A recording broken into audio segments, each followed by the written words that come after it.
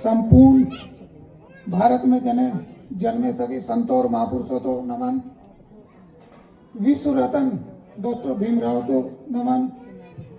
आज बाबा साहब की 133वीं जयंती हम बड़े हर्ष और उल्लास के साथ मना रहे हैं। और ये महामानव हमारी जिंदगी को इतनी खुशहाल बनाते थे कि आज हम लोग अच्छे अच्छे वस्त्र पहनकर यहाँ बैठे हैं और ये प्रोग्राम कर रहे हैं।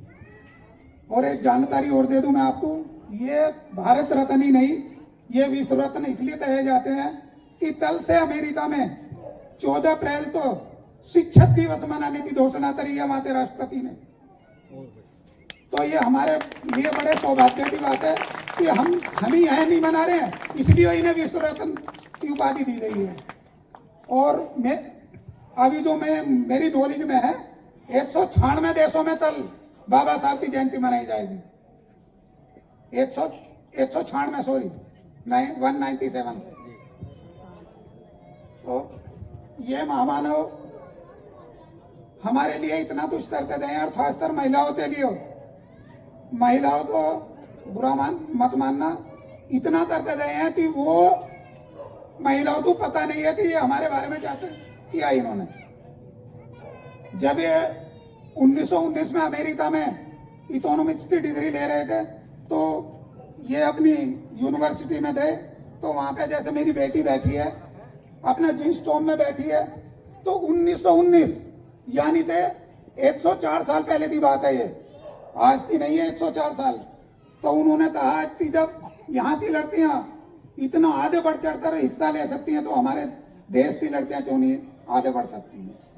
उस समय हमारे देश में पर्दा प्रथा थी, लड़की बाहर नहीं जाती थी, और उन्होंने हिंदू तोड़ बिल लिखा जिसे हमारी मनुवादी परंपरा ने एक्सेप्ट नहीं किया, लेकिन उन्होंने रिजाइन दिया और दोबारा उस हिंदू तोड़ बिल में जो महिलाओं को सब अधिकार दिए गए हैं, शिक्षा का अधिकार, संपत्ति का अधिकार और दोबारा शादी करने का अधिकार, मतलब ये सारे अधिकार उस हिंदू तोड़ बिल में भारत सरकार से पास करवाए और सब। और आज महिलाएं अब तो बस नवरात्र में भी विलीन है।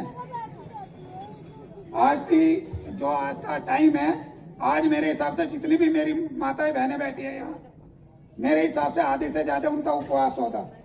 और बाबा साहब ने यह कहा था कि पूजा पाठ में मत पढ़ना क्योंकि ये पाखंडवाद है। आप शिक्षा की तरफ जाओ, स्कूल की तरफ जाओ, आपको तरक्की के मार्ग खुलेंगे। और जब मंदिर की तरफ जाओगे तो तुम्हारे तरक्की के रास्ते वहां बंद हो जाएंगे, वहां केवल काम रहेगा घंटी बजाने का। तो इसलिए आप जानो। और सबसे पहले महिलाओं को जागृत होना पड़ेगा। महिलाओं को इसलिए जागृत होना पड़ेगा कि जो धर्म में परंपरा चलती है वो महिला से चलती है। आज हमारे बच्चे जो भी करेंगे वो पापा के कहने से नहीं करेंगे। जो मम्मी ने बोल दिया, अरे आज तो पांचवा नवरात्र है, हाँ भाई सुबह पूजा करनी है, ये करनी है, अरे पापा की तो बात ही नहीं मानते। तो इसलिए महिलाओं को बदलना बहुत जरूरी है। अगर महिला बदलेंगी तो ये हिंदुस्तान बदलेगा, और महिला नहीं बदलेंगी तो नहीं बदलेगा। तो महिलाओं को खासकर मैं बताना चाह रहा हूँ कि बाबा साहब ने अपार आपको अधिकार दिए हैं, उन्हें जानने की कोशिश करो, जिससे हमारी तरक्की के रास्ते, हमारे बच्चों की तरक्की के रास्ते खुल जाए। और ये बहुत बड़ी बात है जो मैंने अभी बताई है कि कल से अमेरिका में 14 अप्रैल शिक्षक दिवस के रूप में मनाया जाएगा।